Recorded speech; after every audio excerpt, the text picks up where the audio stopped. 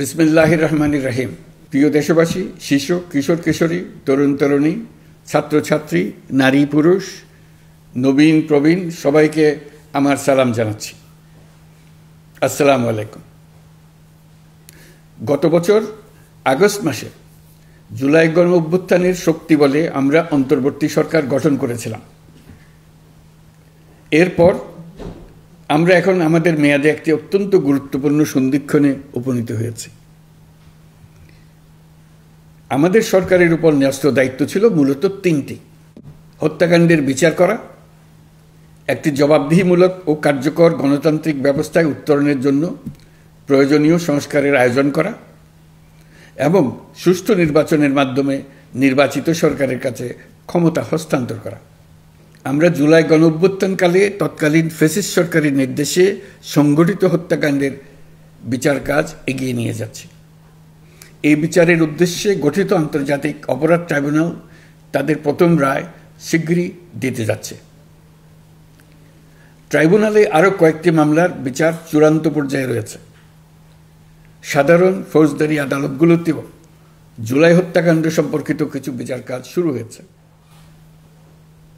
আমরা একই সাথে দেশের ইতিহাসে প্রথমবারের মতো গুমের মতো নৃশংস অপরাধের বিচার কাজ শুরু করেছি। আমি আনন্দের সঙ্গে আপনাদের জানাতে চাই যে সংস্কারের ক্ষেত্রেও আমরা ব্যাপক অগ্রগতি অর্জন করেছি। অন্তর্বর্তী সরকার নিজ উদ্যোগে বা বিভিন্ন সংস্কার কমিশনের প্রস্তাবের ভিত্তিতে অনেক গুরুত্বপূর্ণ সংস্কারের কাজ সম্পন্ন করেছে। কিছু প্রস্তাবিত সংস্কারের কাজ এখনও চলমান আছে। অধ্যাদেশের মাধ্যমে বা বিদ্যমান আইন সংশোধন করে বিচার বিভাগের স্বাধীনতা, বিচার ব্যবস্থাপনা, আর্থিক খাতে স্বচ্ছতা, প্রাতিষ্ঠানিক সক্ষমতা বৃদ্ধি, ডিজিটালাইজেশন সম্প্রসারণ ও দুর্নীতি প্রতিরোধে বিভিন্ন সংস্কার সম্পন্ন করা হয়েছে। ভবিষ্যতে সুশাসনের জন্য এসব সংস্কার বড় ভূমিকা রাখবে বলে আমরা মনে করি। আশা করি আগামী নির্বাচিত সরকার সংসদে আলাপ আলোচনার মাধ্যমে এইসব সংস্কার গ্রহণ করবে। আমাদের আরেকটি গুরুদায়িত্ব হচ্ছে সুষ্ঠু নির্বাচন অনুষ্ঠান। আমি ঘোষণা করেছি যে আগামী ফেব্রুয়ারির প্রথমার্ধে জাতীয় সংসদ নির্বাচন অনুষ্ঠিত হতে যাচ্ছে। এই নির্বাচন উৎসবমুখর, অংশগ্রহণমূলক ও সুষ্ঠুভাবে অনুষ্ঠানের জন্য আমরা সব প্রস্তুতি গ্রহণ করছি। আমাদের উপর অর্পিত দায়িত্ব আমরা সঠিকভাবে পালন করার জন্য সর্বাত্মক চেষ্টা করে যাচ্ছি। প্রিয় দেশবাসী, রাষ্ট্রকাঠামো সংস্কারের প্রস্তাব তৈরির লক্ষ্যে জাতীয় ঐকমত্য কমিশন নিরলসভাবে গত প্রায় 9 মাস ধরে কাজ করেছে। এই সময় কমিশন জুলাই গণ অভ্যুত্থানে অংশগ্রহণকারী রাজনৈতিক দলের প্রতিনিধিদের সঙ্গে দীর্ঘ আলাপ আলোচনা করেছে। অত্যন্ত সৌহার্দ্যপূর্ণ পরিবেশে ধৈর্য সহকারে রাজনৈতিক দলগুলো কমিশন কর্তৃক উত্থাপিত বিভিন্ন সংস্কার প্রস্তাব নিয়ে যুক্তিতর্ক উপস্থাপন করেছেন। মতের পার্থক্য থাকলেও তা কমিয়ে আনার চেষ্টা করেছেন। অনেক বিষয়ে ঐকমত্যে আসতে পেরেছেন। দেশবাসী সরাসরি সম্প্রচারের মাধ্যমে এই পুরো কার্যক্রম দেখতে পেরেছেন। এটি বাংলাদেশের রাজনীতির ক্ষেত্রে তো বটেই, পৃথিবীর অনেক দেশের জন্য এক অভূতপূর্ব ঘটনা। এটি ভবিষ্যৎ রাজনীতির জন্য আশাব্যঞ্জক। আমি ঐকমত্য কমিশনের সদস্যদের এবং রাজনৈতিক দলগুলোর নেতৃবৃন্দকে গণতান্ত্রিক চর্চার এই অসাধারণ আয়োজনকে সফল করার জন্য আবারও আন্তরিক ধন্যবাদ জানাচ্ছি। ঐকমত্য কমিশনের প্রণীত জুলাই সনদে সংবিধান বিষয়ক 30টি গুরুত্বপূর্ণ সংস্কার প্রস্তাবে রাজনৈতিক দলগুলোর মধ্যে ঐকমত্য তৈরি হয়েছে। এটি একটি ঐতিহাসিক অর্জন। কিছু প্রস্তাবে সামান্য ভিন্নমত আছে, বাকি অল্প কিছু প্রস্তাবে আপাতদৃষ্টে মনে হয় অনেক দূরত্ব আছে, যা গণতান্ত্রিক প্রক্রিয়ায় অস্বাভাবিক কিছু না। তবে খতিয়ে দেখলে দেখা যায় যে এসব প্রস্তাবগুলোর ক্ষেত্রেও আসলে মতভিন্নতা খুব গভীর নয়। কেউ সংস্কারটা সংবিধানে করতে চেয়েছেন, কেউ আইনের মাধ্যমে করতে চেয়েছেন, কিন্তু সংস্কারের প্রয়োজনীয়তা, নীতি ও লক্ষ্য নিয়ে কারো মধ্যে মতভেদ নেই। কাজেই রাজনৈতিক দলগুলোর প্রকাশ্য বক্তব্য যতখানি পরস্পর বিরোধী অবস্থানে আছে বলে মনে হয়, জুলাই সনদ সঠিকভাবে বিশ্লেষণ করলে ততখানি মত পার্থক্য দেখা যায় না। এটি আমাদের অনন্য অর্জন। এতে জাতি এগিয়ে যেতে সাহসী হয়। এসব বিবেচনায় রেখে এবং রাজনৈতিক দলগুলো কর্তৃক স্বাক্ষরিত জুলাই সনদকে মূল দলিল হিসেবে ধরে নিয়ে অন্তর্বর্তী সরকার আজকের উপদেষ্টা মণ্ডলীর সভায় জুলাই জাতীয় সনদ সংবিধান সংস্কার বাস্তবায়ন আদেশ 2025 অনুমোদন করেছে। এটা বিরাট খবর। প্রয়োজনীয় স্বাক্ষর শেষে এটি ইতিমধ্যে গেজেট নোটিফিকেশন করার পর্যায়ে পৌঁছে গেছে। জুলাই সনদ বাস্তবায়নের লক্ষ্যে এই আদেশে আমরা গুরুত্বপূর্ণ কিছু বিধান গ্রহণ করেছি। এর মধ্যে রয়েছে সনদের সংবিধান বিষয়ক সংস্কার প্রস্তাবনার উপর গণভোট অনুষ্ঠান এবং পরবর্তী সময়ে সংবিধান সংস্কার পরিষদ গঠনের সিদ্ধান্ত। আমরা সকল বিষয় বিবেচনা করে সিদ্ধান্ত নিয়েছি যে আগামী জাতীয় সংসদ নির্বাচনের দিনেই গণভোটের আয়োজন করা হবে। অর্থাৎ জাতীয় নির্বাচনের মতো গণভোটও ফেব্রুয়ারির প্রথমার্ধে একই দিনে অনুষ্ঠিত হবে। এতে সংস্কারের লক্ষ্য কোনোভাবে বাধাগ্রস্ত হবে না। নির্বাচন আরও উৎসবমুখর ও সাশ্রয়ী হবে। গণভোট অনুষ্ঠানের লক্ষ্যে উপযুক্ত সময়ে প্রয়োজনীয় আইন প্রণয়ন করা হবে। জুলাই সনদের আলোকে আমরা গণভোটের ব্যালটে উপস্থাপনীয় প্রশ্নও নির্ধারণ করেছি। আমি প্রশ্নটি এখন আপনাদের সামনে পাঠ করে শোনাচ্ছি। প্রশ্নটি হবে এরকম: আপনি কি জুলাই জাতীয় সনদ সংবিধান সংস্কার বাস্তবায়ন আদেশ 2025 এবং জুলাই জাতীয় সনদের লিপিবদ্ধ সংবিধান সংস্কার সম্পর্কিত নিম্নলিখিত প্রস্তাবগুলোর প্রতি আপনার সম্মতি জ্ঞাপন করছেন? ক, নির্বাচনকালীন সময়ে তত্ত্বাবধায়ক সরকার, নির্বাচন কমিশন এবং অন্যান্য সাংবিধানিক প্রতিষ্ঠান জুলাই সনদে বর্ণিত প্রক্রিয়ার আলোকে গঠন করা হবে।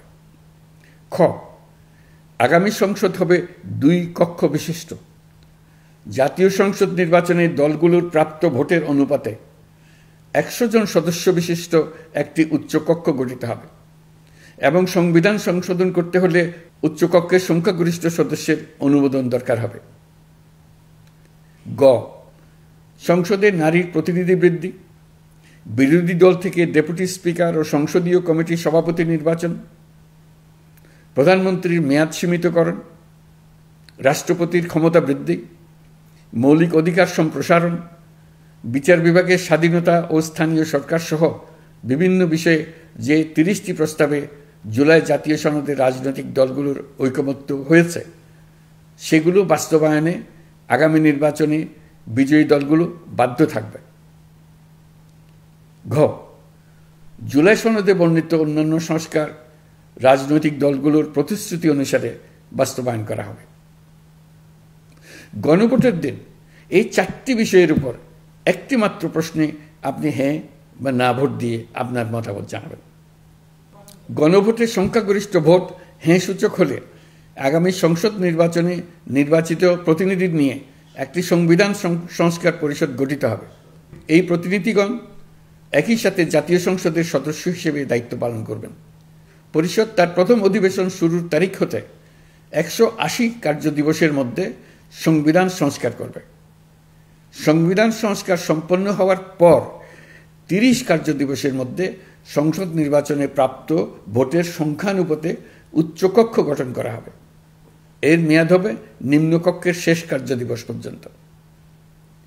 জুলাই সনদ বাস্তবায়নের অঙ্গীকারনামা অনুসারে সংবিধানে জুলাই জাতীয় সনদ অন্তর্ভুক্ত করার ব্যবস্থা গ্রহণ করা হবে। এটিও আজকে অনুমোদিত আদেশে উল্লেখ করা হয়েছে।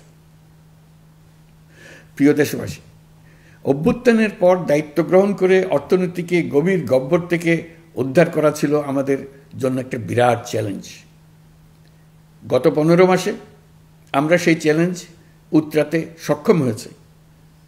রপ্তানি, বৈদেশিক বিনিয়োগ ও রিজার্ভ সহ অর্থনীতির সবগুলো সূচকে দেশ ইতিবাচক ধারায় ফিরেছে।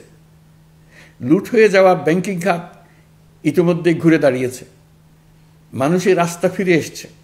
ব্যাংকিং খাতকে আরও শক্তিশালী করতে নানামুখী পদক্ষেপ চলমান রয়েছে। অভ্যুত্থান পরবর্তী সময়ে বিভিন্ন দেশের বৈদেশিক বিনিয়োগ হ্রাস পেলেও বাংলাদেশে গণ অভ্যুত্থান পরবর্তী প্রথম বছরে বৈদেশিক প্রত্যক্ষ বিনিয়োগ অর্থাৎ এফডিআই 19.13% বৃদ্ধি পেয়েছে। এটি বৈশ্বিক প্রবণতার বিপরীতে এক অনন্য অর্থনৈতিক দৃষ্টান্ত স্থাপন করেছে। আগামী সপ্তাহে ডেনমার্ক ভিত্তিক মায়ার্স গ্রুপের মালিকানাধীন এপিএম টার্মিনালস বিভি এর সঙ্গে লালদিয়া কন্টেইনার টার্মিনাল প্রকল্পে 30 বছরের কনসেশন চুক্তি স্বাক্ষর হতে যাচ্ছে। এই চুক্তির আওতায় ইউরোপীয় এই কোম্পানি $550 মিলিয়ন বিনিয়োগ করবে। এটি এই যাবৎকালে বাংলাদেশে ইউরোপের সর্বোচ্চ একক বিনিয়োগ। লালদিয়া হবে দেশের প্রথম বিশ্বমানের গ্রিন পোর্ট। প্রিয় দেশবাসী, প্রায় 1.5 যুগ ধরে আমাদের জনগণ ভোটাধিকার থেকে বঞ্চিত ছিলেন। তারা আজ আসন্ন নির্বাচনে তাদের ভোটাধিকার প্রয়োগ করার জন্য উন্মুখ হয়ে আছেন। আগামী ফেব্রুয়ারিতে সুষ্ঠু নির্বাচন অনুষ্ঠানের বিষয়ে অভ্যুত্থানের সপক্ষের রাজনৈতিক দলগুলোকে অবশ্যই ঐক্যবদ্ধ থাকতে হবে। তা না হলে জাতি এক মহাবিপদের সম্মুখীন হবে। এই সম্পর্কে আমি আগেও একাধিকবার আমার আশঙ্কা প্রকাশ করেছি। ফ্যাসিবাদের বিরুদ্ধে 2024-এর জুলাইয়ে মৃত্যুর মুখোমুখি শির উঁচু করে দাঁড়িয়ে দেশবাসী যে ঐক্য গড়ে তুলেছিল, আমরা জীবিতরা যেন অল্প স্বল্প ভিন্নমত ও লঘু বিবাদে জড়িয়ে তার মর্যাদা ক্ষুণ্ণ না করি। 133 শিশু, শত শত তরুণ তরুণী, নারী পুরুষের মৃত্যু, হাজার হাজার মানুষের অঙ্গহানির যে আত্মত্যাগ, সেটিকে আমাদের সম্মান জানাতেই হবে। দেশের আপামর জনগণ সামান্য যা চায় তা হচ্ছে এই অগণিত হতাহতের স্মৃতির প্রতি শ্রদ্ধা জানিয়ে আমরা সবাই যেন ভিন্ন মতের প্রতি সহিষ্ণুতা দেখাই। দলীয় স্বার্থ অতিক্রম করে সম্মিলিত আকাঙ্ক্ষা ও জাতীয় চাওয়াকে ঊর্ধ্বে তুলে ধরি। তাই আমি আশা করি আমাদের এই সিদ্ধান্ত জাতির বৃহত্তর স্বার্থে রাজনৈতিক দলগুলো মেনে নেবে।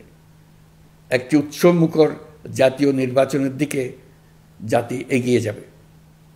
এর মাধ্যমে আমরা নতুন বাংলাদেশে প্রবেশ করব। আমরা নতুন বাংলাদেশ গড়ার দ্বার প্রান্তে এসে পৌঁছলাম। মহান আল্লাহ আমাদের সহায় হন। আমাদের আশা মহান আল্লাহ পূরণ করুন। আল্লাহ হাফেজ। সবাইকে ধন্যবাদ। নিউ ইয়র্ক থেকে সম্প্রচারিত TVN 24 টেলিভিশন বিশ্বজুড়ে বাঙালির কণ্ঠস্বর।